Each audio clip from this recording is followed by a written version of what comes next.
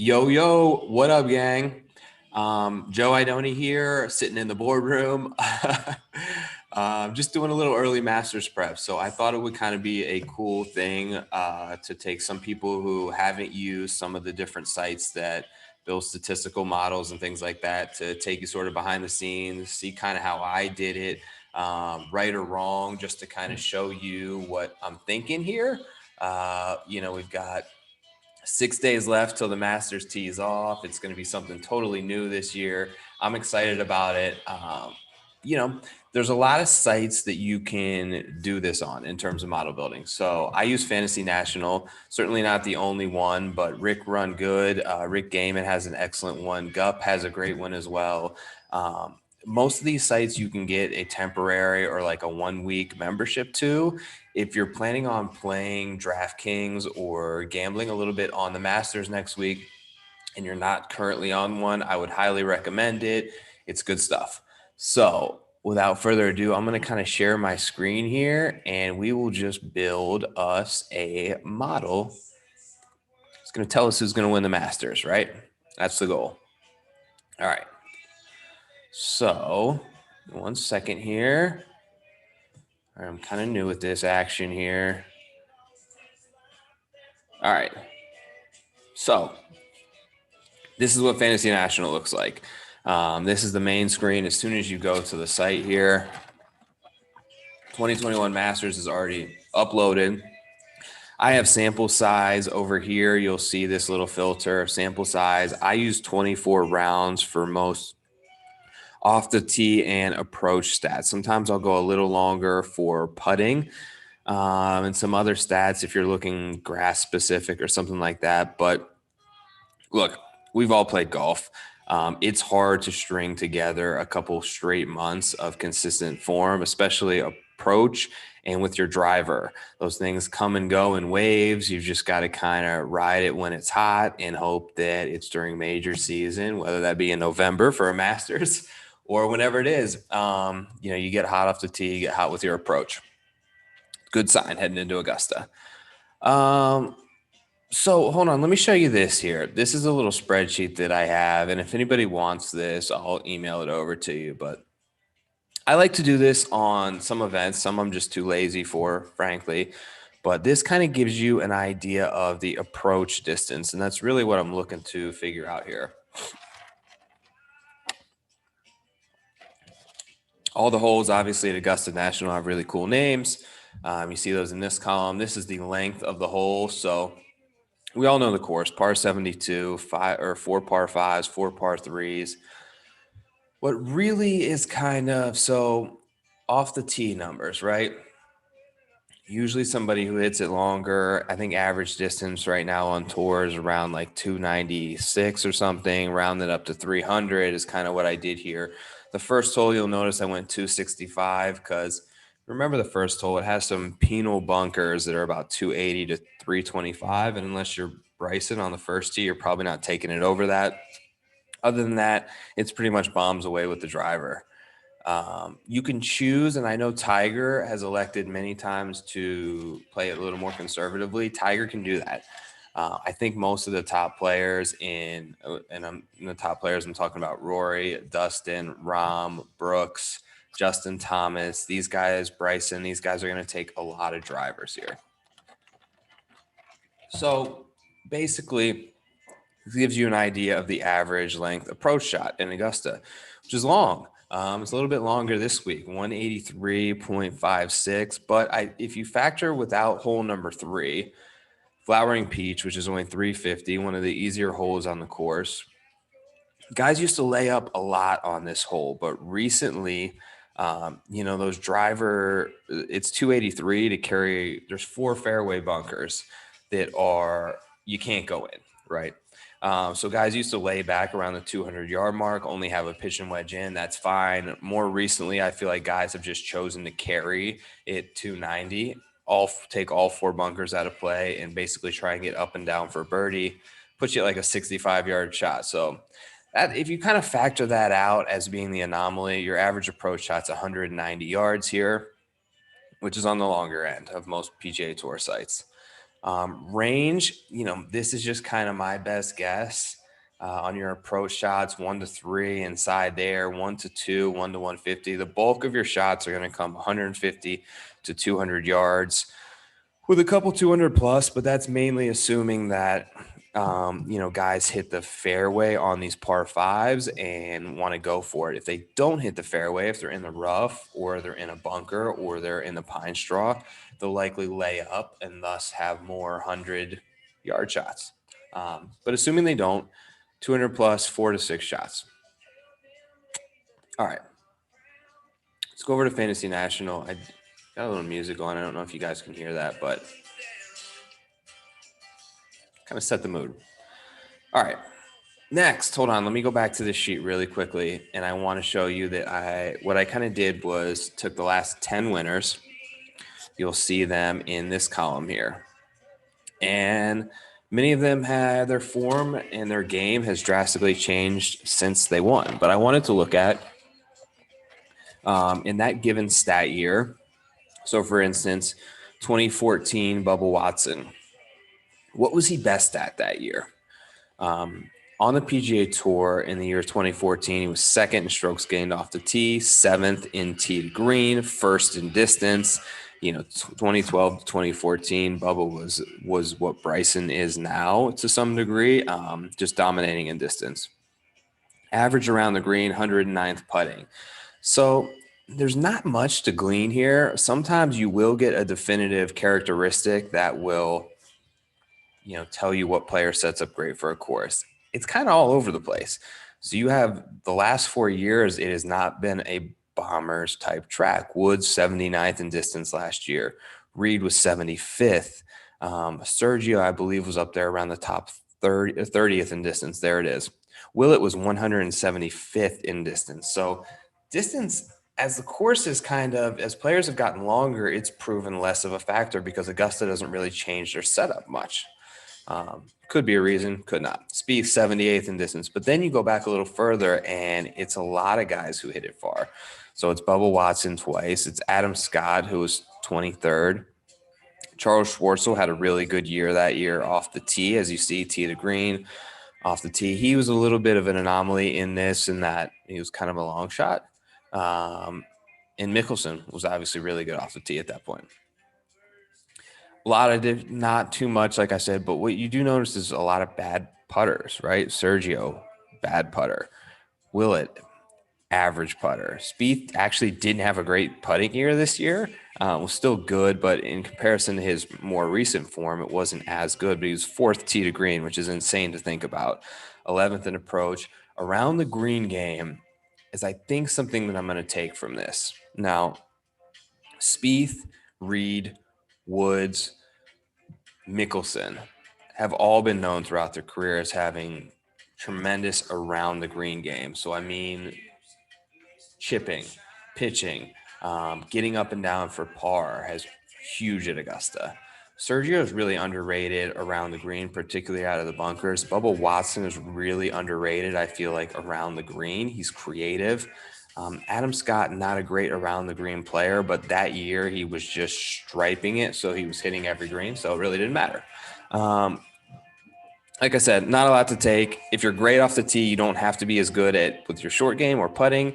If you're not great off the tee, you've got to be better with your short game and putting. Again, I'm not saying anything crazy there. All right.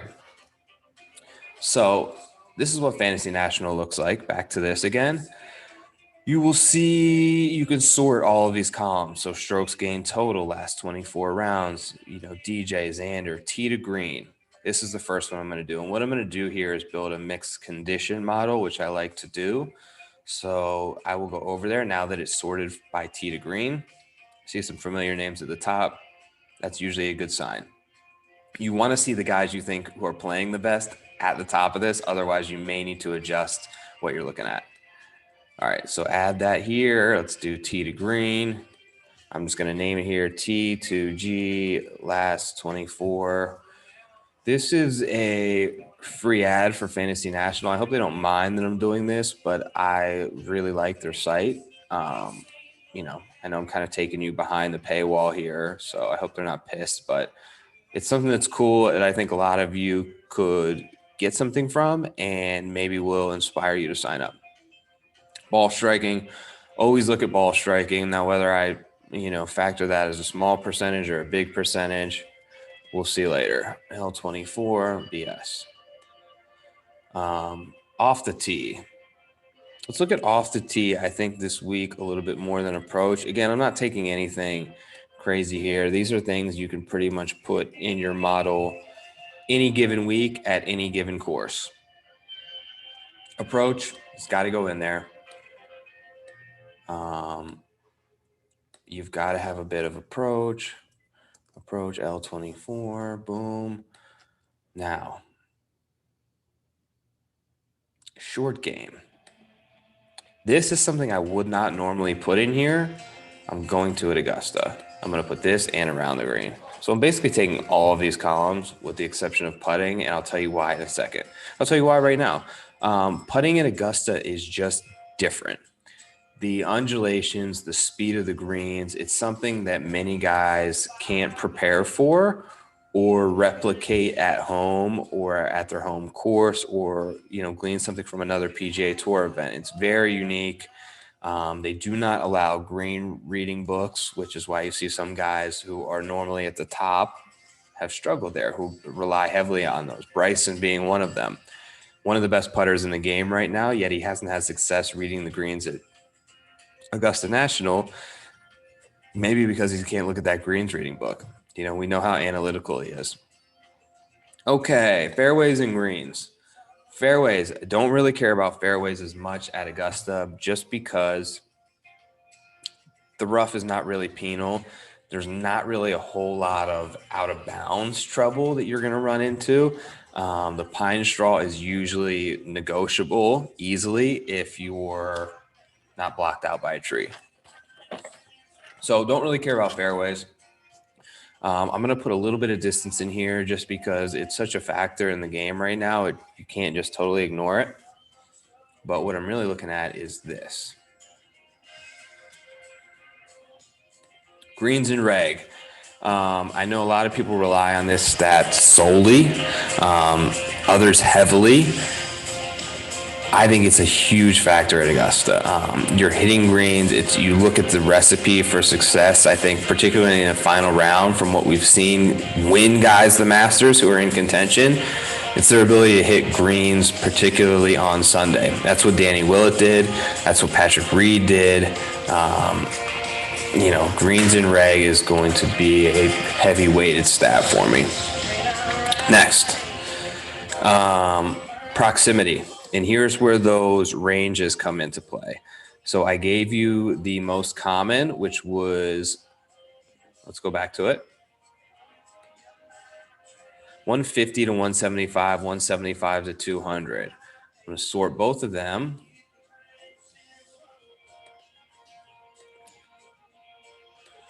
All right, 150, 175. Add that. And then I'm going to add, let's give it a second here. Internet's not great. 175 to 200.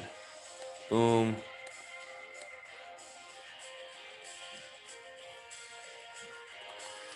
$175. Oops. Something must be up here. There we go. 175 to 200. And lastly, I'm not going to put in putting. If you want, you can put in putting. I usually put a small percentage on that, particularly if it's on Bermuda grass or something that's familiar. Augusta is so unfamiliar, and I see we've seen guys pop.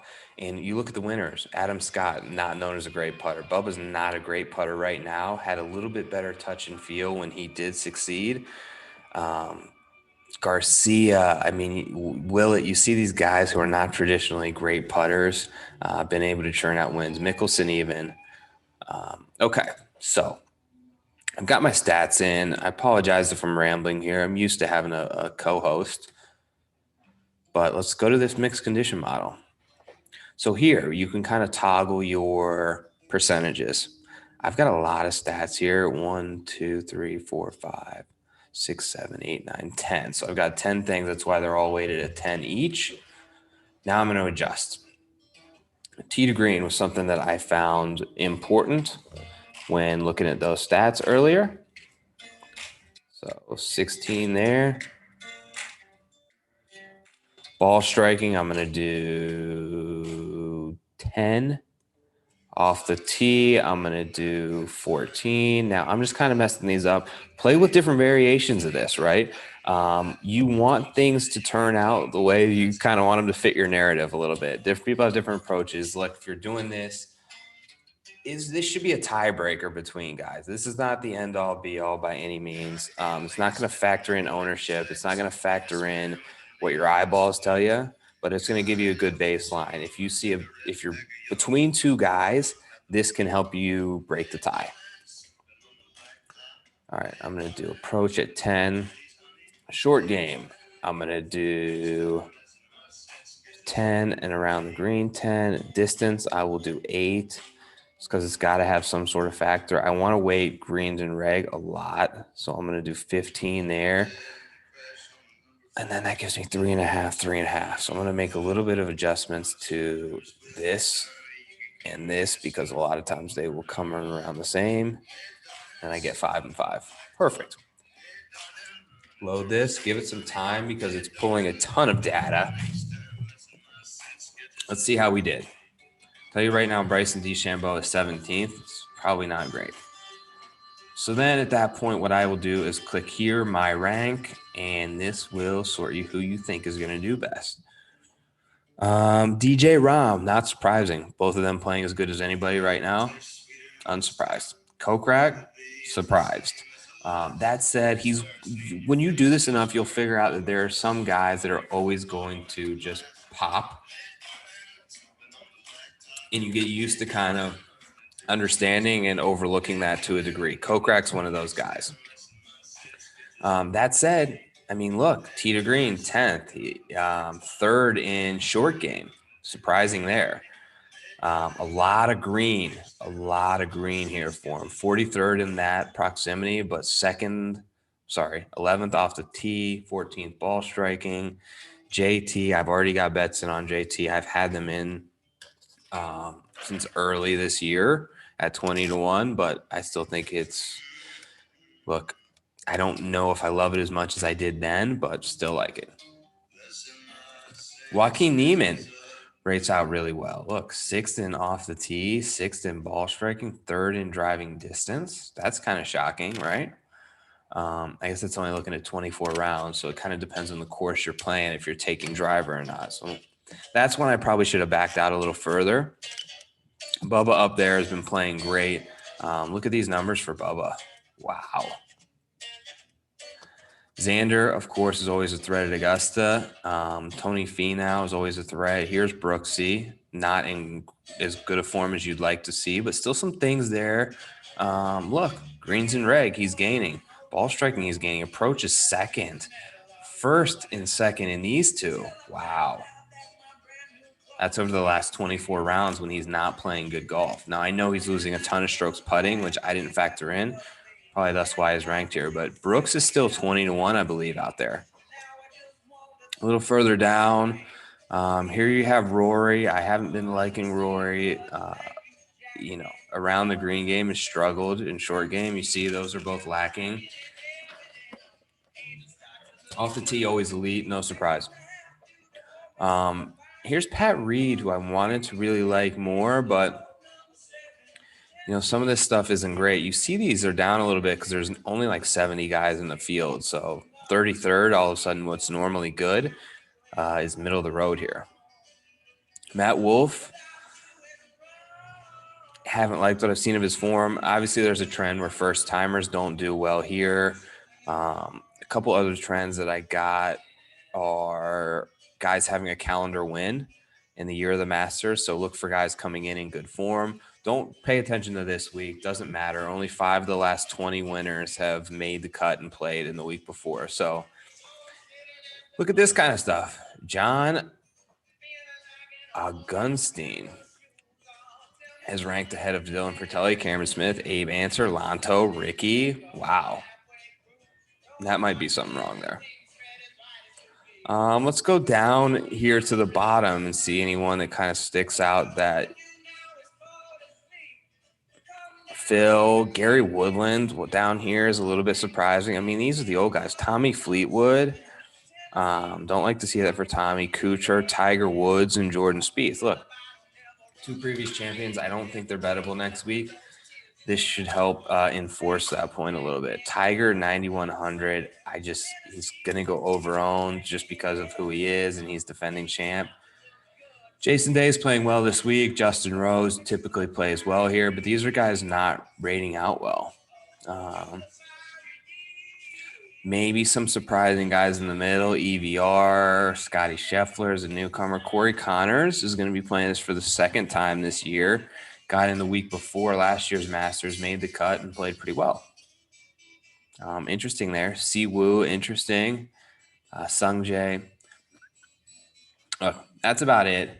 I appreciate you guys for taking a look at that with me. If you have any questions, send me a DM. Live next week, baby. Masters time. All right, I will talk to you guys later. Peace.